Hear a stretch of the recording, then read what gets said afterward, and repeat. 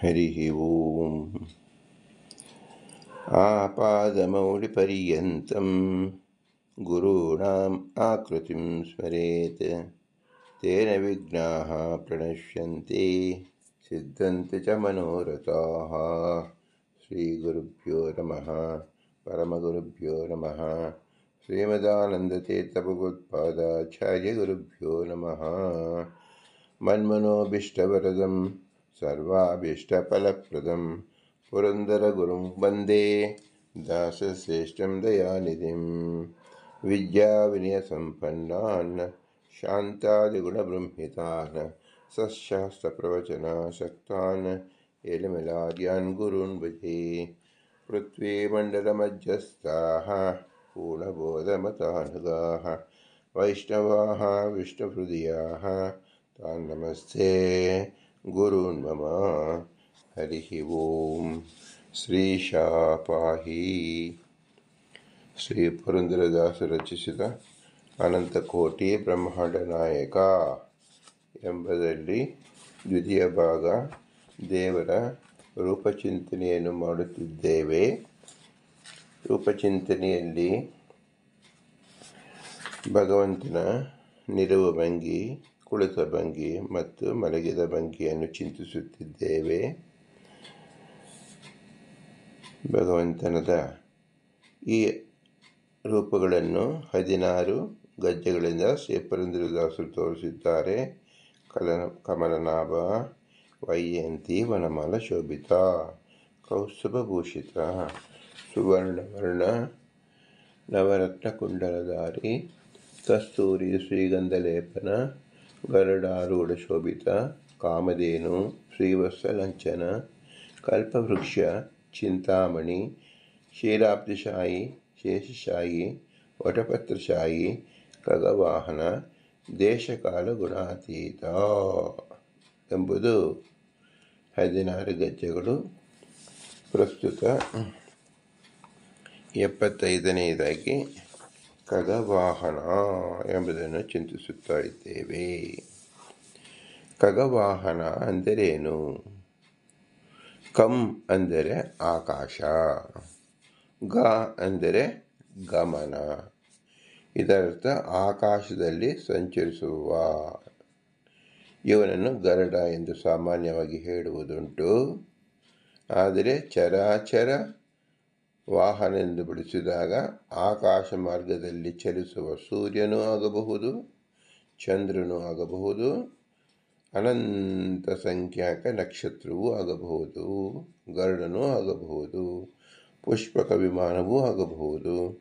ಹಾಗೂ ಗಗನಚರ ಅಂದರೆ ದೇವತೆಗಳು, ಗಂಧರ್ವರು, ಅಪ್ಸರೆಯರು, ಇವರೆಲ್ಲರೂ ಉಪಚರರೇ. ಉಪರಿಚರ ಅಂದರೆ ಆಕಾಶದಲ್ಲಿ ತಿರುಗಾಡುವರು, ಅಂತರಿಕ್ಷ ಲೋಕದಲ್ಲಿ ತಿರುಗಾಡುವರು, ಚಲಿಸುವರು ಎಂದರ್ಥ. ಇವರೆಲ್ಲರನ್ನು ಒಟ್ಟುಗೂಡಿಸಿ ತಾರತಮ್ಯದಲ್ಲಿ ಅಧಿಕರೆನಿಸಿದ ಗರುಡನನ್ನು ಇಲ್ಲಿ ಪ್ರಸ್ತಾಪಿಸಲಾಗಿದೆ. ಖಗವಾಹನ. ವಾಹನ ಎಂದರೆ ಯಾವ ಭಗವಂತ ಯಾರನ್ನು ಉಪಯೋಗಿಸಿಕೊಂಡು ತಾನು ಚಲಿಸುತ್ತಿದ್ದಾನೋ ಅದು ವಾಹನ ಅಂತ ಹೆಸರು. ಭಗವಂತ ನಮಗೆ ಹೇಗೆ ಅವ್ಯಕ್ತ ರೂಪನೋ ದೇವತೆಗಳು ಅವ್ಯಕ್ತ ರೂಪನೇ ಆಗಿದ್ದಾನೆ. ಅವರು ಚಿಂತಿಸಿದಾಗ ಮಾತ್ರ ಭಗವಂತ ಕೆಲವೊಮ್ಮೆ ಕಾಣಿಸಿಕೊಳ್ಳುತ್ತಾನೆಯೇ ಹೊರತು ನಿರಂತರ ದರ್ಶನ ಎಂಬುದು ಅವರಿಗೆ ಇರುವುದಿಲ್ಲ. ಆದರೂ ಅವರು ಮನಸಾರಿ ಧ್ಯಾನದಲ್ಲಿ ಆಲೋಚನೆಯಲ್ಲಿ ಇರುವುದರಿಂದ ಭಗವಂತನ ನೆನೆಸುತ್ತಲೇ ಇರುತ್ತಾರೆ. ಏಕೆಂದರೆ ಅವರೆಲ್ಲರೂ ನಿತ್ಯ ಅಪರೋಕ್ಷಗಳಾದ್ದರಿಂದ. ಗರುಡಾರೂಢ ಎಂದು ಒಂದು ಸಾರಿ ಹೇಳಿದ್ರಿಂದ ಪುಷ್ಪಕ ವಿಮಾನದಲ್ಲಿ ಚಲಿಸುವ ಎಂಬುದು ರಾಮದೇವರೇ ಸ್ವತಃ ತೋರಿಸಿದ್ದಾರೆ. ಶ್ರೀರಾಮಚಂದ್ರನ ಅನೇಕ ಬಾರಿ ಪುಷ್ಪಕ ವಿಮಾನ ಬಿಡಿಸಿದ್ದಾನೆ. ಸೂರ್ಯನೊಳಗೆ ನಿಂತು ಚಲಿಸುವ ಎಂಬುದು ಪ್ರತಿನಿತ್ಯದ ಗಾಯತ್ರಿ ಮಂತ್ರದಲ್ಲೇ ಹೇಳಿದೆ. ಜಯಸುಧಾ ಸವಿತೃಮಂಡಲ ಮಧ್ಯವರ್ತಿ ನಾರಾಯಣ ಎಂಬುದಾಗಿ ತಿಳಿಸಿದೆ. ಖಗ ಎನ್ನುವುದರಿಂದ ಆಕಾಶ ಮಾರ್ಗದಲ್ಲಿ ಗಮನಶೀಲರಾದ ಸಮಸ್ತ ದೇವತೆಗಳು ತೇಜೋಪುಂಜರಾಗಿರುತ್ತಾರೆ. ಆದ್ದರಿಂದ ಭಗವಂತ ಪ್ರಕೃಷ್ಟವಾದ ತೇಜಸ್ಸಿನಿಂದ ಆಕಾಶ ಮಾರ್ಗದಲ್ಲಿ ಕಾಣಿಸಿಕೊಳ್ಳುವ ಎಂದು ಅರ್ಥೈಸಬಹುದು. ಆಕಾಶವನ್ನು ವಿಷ್ಣು ಪದ ಎಂದು ಹೇಳುವುದರಲ್ಲಿ ಗರುಡನ ಹೆಗಲೇರಿ ಹಾರುತ್ತಿರುವಾಗ ಅವನ ಪಾದವೇ ಸಕಲ ಆಕಾಶವನ್ನು ವ್ಯಾಪಿಸಿರುತ್ತದೆ ಎಂದರೆ ಗರುಡನ ವೇಗವನ್ನು ಭಗವಂತನ ವ್ಯಾಪ್ತಿಯನ್ನು ತೋರಿಸುವ ಬಗೆ ಇದಾಗಿದೆ. ಗರುಡ ತಾನೇ ಹಾರುವಾಗ ತನ್ನ ಕಾಲನ್ನು ಮಡಿಸಿರುತ್ತಾನೆ. ನಾವುಗಳು ಕುಳಿತಾಗ ಕಾಲುಗಳನ್ನು ಮಡಿಸಿದಂತೆ ಭಗವಂತನ ಪಾದ ಆಕಾಶವನ್ನು ಸ್ಪರ್ಶಿಸುತ್ತದೆ. ಇದನ್ನು ಕಂಡೇ ವಿಷ್ಣುಪಾದ ಆಕಾಶ ಎನ್ನುವುದು. ಭೂಮಿ ಮೇಲೆ ಇಳಿದಾಗ ಗರುಡ ತನ್ನ ಕಾಲನ್ನು ಉಪಯೋಗಿಸಿ ತನ್ನ ಮೇಲೆ ಭಗವಂತನನ್ನು ಮೆರವಣಿಗೆ ಮಾಡಿಸುತ್ತಾನೆ. ಇದೇ ನಾವು ಇಂದು ಎಲ್ಲ ರಥೋತ್ಸವ ಕಾಲದಲ್ಲಿ ಕಾಣುವುದು. ಭಗವಂತನ ಗಮನ ಕಾರ್ಯಕ್ಕೆ ಅಧಿಕರಣ ರೂಪವಾಗಿ ಆಕಾಶವೂ ಬೇಡ, ಭೂಮಿಯೂ ಬೇಡ, ಅಂತರಿಕ್ಷವಾಣಿ ಎಂದು ಸೂತ್ರಪ್ರಾಯವಾಗಿ ಶಾಸ್ತ್ರ ತಿಳಿಸುತ್ತಾರೆ. ಸ್ವಯಂಭೂನಾದವನಿಗೆ ತನ್ನ ಗಮನ ಕಾರ್ಯವನ್ನು ತಾನೇ ನಿಯಂತ್ರಿಸುವನಾದ್ದರಿಂದ ಅವನೇ ಅಧಿಕರಣ ರೂಪವಾಗಿ ಚಲಿಸುವ, ಅದು ಅಪ್ರಾಕೃತ ರೂಪವೆಂದು ತಿಳಿದಂತೆ ಆಗುವುದು. ಇವೆಲ್ಲದರ ರಹಸ್ಯ ಹೇಗೆ ತಿಳಿಯುವುದು ಅಂದರೆ, ಖಗ ಎಂದರೆ ವೇದಾಭಿಮಾನಿ ಗರುಡ. ಆದ್ದರಿಂದ ವೇದದಲ್ಲಿ ನಿಪುಣತೆ ಸಾಧಿಸುವರಲ್ಲಿ ಭಗವಂತನ ಅಲೌಕಿಕ ಮಹಿಮಾ ದರ್ಶನ ಉಂಟಾಗುವುದು. ಇದನ್ನು ಕಂಡ ದಾಸರು ಉಪಾಸಕ ದೇವರುಗಳಿಗೆ ಮಾರ್ಗದರ್ಶನ ಮಾಡುತ್ತಿದ್ದಾರೆ. ಜ್ಞಾನಾಸಕ್ತ ಉಪಾಸಕರಿಗೆ ಯಾವುದು ಅಡೆತಡೆಗಳಿರುವುದಿಲ್ಲ ಎಂಬುದು ಇಲ್ಲಿನ ಮಹತ್ವದ ವಿಷಯ. ಭಗವಂತನಿಗೆ ಯಾವುದೂ ಅಡೆತಡೆಗಳಿಲ್ಲ, ಅನಿರುದ್ಧ ನಾಮಕನಾಗಿ ಚಲಿಸುವ ಎಂದೂ ಇಲ್ಲಿ ಗಮನಿಸಬಹುದಾಗಿದೆ. ವಿರುದ್ಧ ಇಲ್ಲದವ ಅನಿರುದ್ಧ, ವಾಯುವಾಹನ ಎಂದು ವಿಷ್ಣು ಸಹಸ್ರನಾಮದಲ್ಲಿ ಹೇಳಿದೆ. ಹೀಗೆ ಇದು ಒಂದು ಆರಾಧನೆಯ ಹಂತ ಎಂದು ತಿಳಿಯಬಹುದು. ಖಗ ವಾಹನ ಅಂತ ಹೇಳಿದ್ರಿಂದ ಭಗವಂತನು ಯಾವ ರೂಪವನ್ನು ಚಿಂತಿಸಿರುವಿರಿ ಅಂದರೆ, ಭಗವಂತನು ಸೂರ್ಯನಲ್ಲಿ ಚಲಿಸುತ್ತಾ ದುಂಡಾಕಾರವಾಗಿ ಭಗವಂತ ಅಲ್ಲಿ ನಿಲುವ ಭಂಗಿಯಲ್ಲಿ ಇರುತ್ತಾನೆ. ತೇಜೋಪುಂಗವಾಗಿ ಇಡೀ ಜಗತ್ತಿಗೆ ಪ್ರಕಾಶವನ್ನು ಬೀರುತ್ತಾನೆ.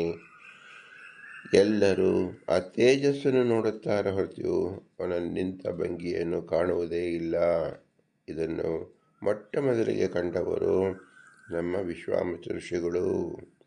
ಅವರು ಜಯಸುಧಾ ಸವಿತ್ರ ಮಂಡಲ ಮಧ್ಯವರ್ತಿ ನಾರಾಯಣ ಅಂತ ಹೇಳಿದ್ರಿಂದ ನಾರಾಯಣ ಸದಾಕಾಲ ನಿಂತಿರುವ ಮೂರ್ತಿಯನ್ನು ಭೂಲೋಕದಲ್ಲಿರುವುದರಿಂದ ಸೂರ್ಯಮಂಡಲದಲ್ಲೂ ಸಹ ತೇಜೋಪುಂಜರಾಗಿ ನಾರಾಯಣ ದೇವರು ನಿಂತಿದ್ದಾರೆ. ಏಕೆಂದರೆ ಚಲಿಸುವನಿದ್ದಾಗ ಭಗವಂತರಿಗೆ ಮಲಗಿದ್ದಲೂ ಚಲಿಸುತ್ತಾನೆ, ಕುಳಿತು ಚಲಿಸುತ್ತಾನೆ. ಆದರೆ ನಿಂತು ಚಲಿಸುವುದನ್ನು ನಾವು ಲೋಕದಲ್ಲಿ ಕಂಡಿರುವುದರಿಂದ ಭಗವಂತನಲ್ಲಿ ನಿಂತ ಭಂಗಿಯಲ್ಲಿ ನಾವು ಆರಾಧನೆ ಮಾಡತಕ್ಕದ್ದು ಎಂದು ಸೂಚಿಸಿದ್ದಾರೆ. ಇನ್ನು ಚಂದ್ರನಲ್ಲಿ ಕೃಷ್ಣ ರೂಪವಾಗಿ ಭಗವಂತ ಚಂದ್ರನೊಳಗೆ ಆ ಮುದ್ದಾದ ಮುಖವನ್ನು ತೋರಿಸುತ್ತಾನೆ. ಇಡೀ ಚಂದ್ರಮಂಡಲವೇ ಏನಾಗಿದೆ? ಕೃಷ್ಣನ ಮುದ್ದು ಮುಖವಾಗಿದೆ, ಆಹ್ಲಾದ ರೂಪವಾಗಿದೆ. ಹಾಗಾದರೆ ಅವನ ಇತರ ಅಂಗಗಳು ಎಲ್ಲಿದೆ?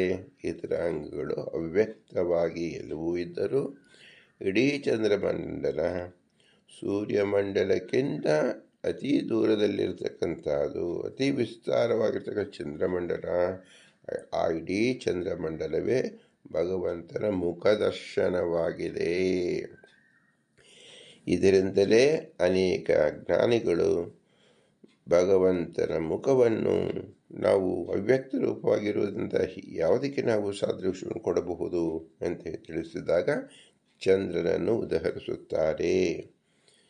ಚಂದ್ರನ ಉದಾಹರಣೆ ನೀಚ ಉದಾಹರಣೆ, ಭಗವಂತ ಅತಿ ಉತ್ತಮ. ಆದರೆ ನಮಗೆ ತಿಳಿಯಲು ಸಲುವಾಗಿ ಚಂದ್ರ ಮನೋಹರ, ಭಗವಂತನ ಮುಖ ಚಂದ್ರನನ್ನು ಹೋಲಿಸಿ ನಮಗೆ ತಿಳಿಸುತ್ತಾರೆ. ಅದರಂತೆ ಭಗವಂತನ ಅನೇಕ ಅಂಗಗಳಿದೆ. ಅವನ ಅಂಗಗಳೆಲ್ಲವೂ ತೇಜೋಮಯವಾಗಿದೆ. ಅದು ನಾವು ಹೇಗೆ ತಿಳಿಯುವುದು ಅಂದರೆ ನಕ್ಷತ್ರೋಪಾದಿಯಲ್ಲಿ, ಮಿಂಚಿನೋಪಾದಿಯಲ್ಲಿ. ಹೇಗೆ ಭಗವಂತ ತಿರುಪತಿ ಶ್ರೀನಿವಾಸ ದೇವರು ಬ್ರಹ್ಮದೇವರಿಗೆ ಸಹಸ್ರ ನಕ್ಷತ್ರಗಳಂತೆ, ರುದ್ರದೇವರಿಗೆ ಅನೇಕ ನಕ್ಷತ್ರಗಳಂತೆ ಮತ್ತು ಋಷಿಗಳಿಗೆ ಏಕ ನಕ್ಷತ್ರದಂತೆ, ಮನುಷ್ಯರಿಗೆ ಮಿಂಚಿನಂತೆ ಕಾಣಿಸಿಕೊಳ್ಳುತ್ತಾನೆ ಅಂತ ಹೇಳಿದೆಯೋ, ಅದು ಖಗವಾಹನ ಎಂಬುದರಲ್ಲಿ ಆಕಾಶ ಮಾರ್ಗದಲ್ಲಿ ಅನಂತ ನಕ್ಷತ್ರಗಳ ಪುಂಜವಾಗಿ ಬ್ರಹ್ಮದೇವರಿಗೆ ಕಾಣಿಸಿಕೊಳ್ಳುತ್ತದೆ. ಕೋಟಿ ಪ್ರಕಾರವಾಗಿರುತ್ತದೆ ದೇವರಿಗೆ, ಸಾವಿರಾರು ಪ್ರಕಾರವಾಗಿ ಇತರ ದೇವತೆಗಳಿಗೆ, ಋಷಿಗಳಿಗೆ, ಗಂಧರ್ವರಿಗೆ ಕಾಣಿಸಿಕೊಳ್ಳುತ್ತಾನೆ.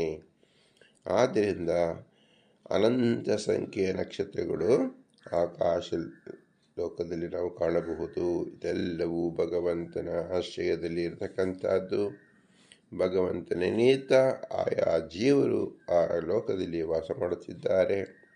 ಒಂದೊಂದು ನಕ್ಷತ್ರವು ಅನೇಕ ಭೂಮಂಡಲವನ್ನು ಸೇರಿಸಿದಾಗ ಒಂದು ನಕ್ಷತ್ರವಾಗುವುದು. ಇದರ ಪರಿಕಲ್ಪನೆ ನಮಗೆ ಸಿಗುವುದಿಲ್ಲ. ಇದು ಶಾಸ್ತ್ರ ಹೇಳಿದಂತೆ ಪ್ರತಿಯೊಂದು ನಕ್ಷತ್ರವು, ಸೂರ್ಯನೂ ಒಂದು ನಕ್ಷತ್ರ, ಚಂದ್ರನೂ ಒಂದು ನಕ್ಷತ್ರ. ಆಧುನಿಕರು ಅದನ್ನು ಉಪಗ್ರಹ ಅಂತ ಹೇಳಿದರೂ ಸಹ ಶಾಸ್ತ್ರ ರೀತಿಯಾಗಿ ಎಲ್ಲವೂ ಖಗಚರ ಆಕಾಶದಲ್ಲಿರ್ತಕ್ಕಂಥ ದಿವ್ಯ ಕಾಯಗಳೇ. ಅದೆಲ್ಲವೂ ಸಹ ತೇಜೋಮಯ ರೂಪವಾದುದು. ಆ ತೇಜಸ್ಸಿನ ರೂಪದಲ್ಲಿರ್ತಕ್ಕಂಥವನ ಭಗವಂತ. ಆದ್ದರಿಂದ ಕೆಳಗಡೆ ಭಗವಂತ ನಾವು ಹೇಗೆ ಕುಳಿತು ನಿಂತು ಮಲಗಿದ ರೂಪವನ್ನು ನೋಡುತ್ತೇವೆಯೋ, ಹಾಗೆ ಆಕಾಶದಲ್ಲಿ ನಿಂತ ರೂಪವನ್ನು ಭಗವಂತನಲ್ಲಿ, ಆ ಸೂರ್ಯನಲ್ಲಿಯೂ ನಗುತ್ತಿರುವ ಮುಖವನ್ನು, ನಗುತ್ತಿರುವ ಮುಖದ ಇರುವುದರಿಂದ ಕುಳಿತ ಮುಖವನ್ನು ಅಂತ ತಿಳಿಯಬಹುದು, ನಿಂತ ಮುಖವನ್ನು ಅಂತ ತಿಳಿಯಬಹುದು, ಮಲಗಿದ ರೂಪವನ್ನು ತಿಳಿಯಬಹುದು. ಅದು ಆ ಚಿಂತಕರಿಗೆ ಬಿಟ್ಟಿದ್ದು. ಮತ್ತು ನಕ್ಷತ್ರಗಳಂತೆ ಹೊಳೆಯುತ್ತಾ ಇರೋದ್ರಿಂದ ಅವನು ಹೇಗೆ ಕುಳಿತಿದ್ದಾನೋ, ನಿಂತಿದ್ದಾನೋ ಹಾಗೂ ಮಲಗಿದ್ದಾನೋ ಎಂಬುದು ಅರಿವಾಗುವುದಿಲ್ಲ. ಏಕೆಂದರೆ ಎಲ್ಲವೂ ತೇಜೋಮಯ. ಇದು ಸಹ ಮೂರು ಭಂಗಿಯಲ್ಲಿ ನಾವು ಖಗವಾಹನ ಅಂದರೆ ಮೂರು ರೀತಿಯಲ್ಲಿ ನಾವು ಮೇಲೆ ನೋಡಲು ಸಾಧ್ಯವಾಗಿದೆ. ಇದು ದೇವರ ಅಪಾರ ರೂಪ. ಯಾವರಿಗೂ ಸಹ ಭಗವಂತ ರೂಪ ಚಿಂತನೆ ಮಾಡೋಕ್ಕೆ ಪ್ರತ್ಯಕ್ಷವಾಗಿ ಸೂರ್ಯ ಪ್ರತಿನಿತ್ಯವೂ ಕಾಣಿಸುತ್ತಾನೆ, ಚಂದ್ರ ಕಾಣಿಸುತ್ತಾನೆ, ನಕ್ಷತ್ರಗಳು ಅಪಾರ ಸಂಖ್ಯೆಯಲ್ಲಿ ಕಾಣಿಸುತ್ತದೆ. ಇದರ ಅರ್ಥವೇನು? ಭಗವಂತನ ರೂಪವನ್ನು ಸದಾ ಸ್ಮರಣೆ ಮಾಡಿ, ಅದಕ್ಕೆ ಯಾವ ಅಡೆತಡೆಗಳು ಇಲ್ಲ.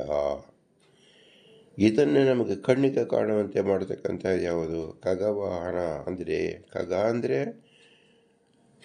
ಗರುಡ ದೇವರ ಅಭಿಮಾನಿಯಾಗಿರ್ತಕ್ಕಂಥ ವೇದ, ಅಪೌರುಷಿಯಾದ ವೇದ. ವೇದದಲ್ಲಿ ಸೃಷ್ಟಿಕಥನವನ್ನು ಹೇಳಲ್ಪಟ್ಟಿದೆ. ಅದು ಭಾಗವತ, ಭಾರತ, ರಾಮಾಯಣಗಳಲ್ಲಿ, ಇತರ ಅಷ್ಟದಶ ಪುರಾಣಗಳಲ್ಲಿ ವಿಸ್ತಾರವಾಗಿ ಹಂಚಿದೆ. ನಾವು ಇವೆಲ್ಲದರ ಒಟ್ಟು ಸಾರಾಂಶವನ್ನು ವೇದೋಕ್ತವಾದ ಸೃಷ್ಟಿ ಪ್ರಕರಣದಲ್ಲಿ ನಾವು ತಿಳಿಯಬೇಕು. ಅದು ತಿಳಿಯುವ ಯೋಗ್ಯತೆ ಮನುಷ್ಯ ಸಾಮಾನ್ಯರದು ಅಲ್ಲ. ಆದ್ದರಿಂದ ಅದು ಕಿಂಚಿತ್ ಏಕದೇಶ ರೂಪವಾಗಿ ನಾವು ತಿಳಿಯಲು ಪ್ರಯತ್ನ ಮಾಡಬೇಕು. ಅದಕ್ಕೆ ಒಂದು ನಿದರ್ಶನ ಖಗವಾಹನ. ಆಕಾಶದಲ್ಲೂ ಸಹ ಭಗವಂತನ ಅನಂತ ರೂಪಗಳಿದೆ. ಎಲ್ಲವೂ ತೇಜೋಮಯ ರೂಪವಾಗಿದೆ ಎಂಬುದು ನಾವು ತಿಳಿಯಬೇಕು. ಆ ತೇಜೋರೂಪವಾಗಿ ಇರ್ತಕ್ಕಂಥ ರೂಪವೇ ಭಗವಂತನ ದಿವ್ಯ ದರ್ಶನ. ಆದ್ದರಿಂದ ಇಲ್ಲಿ ಪುರಂದರದಾಸರು ನಮ್ಮ ನಿತ್ಯ ಜ್ಞಾನದಲ್ಲಿ ತೋರುವ ಅನಂತ ರೂಪಗಳನ್ನು ಇಲ್ಲಿ ಒಟ್ಟಿಗೆ ತಿಳಿಸಿಕೊಟ್ಟು ಬಿಟ್ಟಿದ್ದಾರೆ. ಹಿಂದೆ ಲೋಕದಲ್ಲಿ ಪ್ರಸಕ್ತವಾದ ಅಲ್ಲಿ ಒಂದು ಇಲ್ಲಿ ಒಂದು ರೂಪವನ್ನು ಹೇಳಿದರೆ, ಆಕಾಶದಲ್ಲಿ ಎಷ್ಟು ರೂಪಗಳಿದೆ ಎಣಿಸಲು ಯಾರಿಗೆ ಸಾಧ್ಯವಾಗುವುದು? ಯಾವ ಭಂಗಿಯಲ್ಲಿದ್ದಾನೆ ಅಂತ ತಿಳಿಯಲು ಯಾರಿಗೆ ಸಾಧ್ಯವಾಗುವುದು? ಇದೆಲ್ಲವೂ ಜ್ಞಾನಕ್ಕೆ ಮಾತ್ರ ಸಿಲುಕುವ ಅತಿ ಹೆಚ್ಚಿನ ಸಾಮರ್ಥ್ಯದಿಂದ ಅಂದರೆ ತಪಸ್ಸಿನಿಂದ ಭಗವಂತ ತನ್ನ ಸಾಮರ್ಥ್ಯವನ್ನು ತೋರಿಸುವ ಬಗೆಯಾಗಿದೆ. ಇದು ನಮ್ಮ ಹೃದಯ ಅಂತರಂಗದಲ್ಲಿರತಕ್ಕಂಥ ಭಗವನ್ ಬಿಂಬರೂಪಿಯ ಚಿಂತನೆಯಾಗಿದೆ. ಅದೇ ನಿಜಾರ್ಥದಲ್ಲಿ ಖಗವಾಹನ. ಖಗ ಎಂದರೆ ಆಕಾಶ, ಆಕಾಶ ಎಂಬುದು ಹೃದಯಾಕಾಶ. ಇದರ ವಿಸ್ತಾರವನ್ನೇ ಇಲ್ಲಿ ಪುರಂದರದಾಸರು ಹೇಳುತ್ತಿದ್ದಾರೆ. ಇದನ್ನು ಗಮನದಲ್ಲಿಟ್ಟುಕೊಂಡು ಮುಂದೆ ಕೇಳುವಂತರಾಗಿ. ಹರಿಗೆ ಓಂ. ಎಲ್ಲ ದಾಸವರೇಣ್ಯರು ದೇವತೆಗಳು ಮನುಷ್ಯರಾಗಿದ್ದಾಗಲೂ ಸಹ ಇದನ್ನು ಅರಿತು ಆನಂದ ಪಡುತ್ತಿದ್ದರು. ಅದನ್ನು ನೆನಪಿಗಾಗಿ ಪುರಂದರದಾಸರು ಖಗವಾಹನ ಎಂದು ಭಗವಂತ ರೂಪಚಿಂತನೆಯನ್ನು ಮಾಡಿಸಿದ್ದಾರೆ. ಇಂತಹ ಅಮೂಲ್ಯವಾದ ಅತಿ ರಹಸ್ಯವಾದ ದೇವರ ರೂಪಚಿಂತನೆ ಖಗವಾಹನ ಆಕಾಶದಲ್ಲಿ ಕಾಯಿಗಳನ್ನು ನಾವು ಎಣಿಸಿಕೊಟ್ಟಾಗ ಅದಕ್ಕೆ ಕೊನೆಯೇ ಇಲ್ಲ. ನಮ್ಮ ಎಷ್ಟೋ ಜನ್ಮಗಳು ಶ್ರಮಿಸಿದರೂ ಸಹ ಭಗವಂತನ ರೂಪಚಿಂತನೆ ಮುಗಿಯಿತು ಎಂದು ಹೇಳಕ್ಕೆ ಸಾಧ್ಯವಿಲ್ಲ. ಏಕೆಂದರೆ ಆಕಾಶ ಕಾಯಿಗಳು ಅಷ್ಟೊಂದು ಸಂಖ್ಯೆಯಲ್ಲಿದೆ, ಅಷ್ಟೊಂದು ಪ್ರಕಾಶ ರೂಪದಲ್ಲಿದೆ. ಭಗವಂತ ತನ್ನ ಮನಸ್ಸು ಮಾಡಿದರೆ ಎಲ್ಲವನ್ನೂ ಸಹ ತೋರಿಸಬಲ್ಲವನಂತಾಗಿದ್ದಾನೆ. ಇಂತಹ ವಿಶೇಷ ಅನುಗ್ರಹ ನಮಗೆ ಆಗಬೇಕು. ಇದು ಯಾರಿಂದ ಆಗಬೇಕು? ನಮ್ಮ ಗುರುಗಳಾದ ಶ್ರೀ ಪುರಂದರದಾಸರು ಅನುಗ್ರಹಿಸಬೇಕು. ಅವರು ತಾವು ಕಂಡಿದ್ದನ್ನು ಬೇರೆಯವರಿಗೆ ತಿಳಿಸಿರುವ ಖಗವಾಹನ ಎಂದು ಸೂಕ್ಷ್ಮವಾಗಿ ತಿಳಿಸಿಕೊಟ್ಟಿದ್ದಾರೆ. ಈ ರಹಸ್ಯ ವಿದ್ಯೆಯೇ ದೊರೆತುವುದು ನಮ್ಮ ಪೂರ್ವಜರ ಪರಮಾನುಗ್ರಹ, ಅವರ ಸಾಧನೆಯ ಫಲ, ನಮ್ಮ ಗುರು ಹಿರಿಯರ ಸಾಧನೆಯ ಫಲ, ನಮ್ಮ ವಿದ್ಯಾಗುರುಗಳ ಅನುಗ್ರಹದ ಫಲ, ಶ್ರೀ ಪುರಂದರದಾಸರ ವಿಶೇಷ ಅನುಗ್ರಹ ಹಾಗೂ ಅವರ ಅಂತರ್ಯಾಮಿಯಾದ ಪುರಂದರ ವಿಠಲನ ಅನುಗ್ರಹ.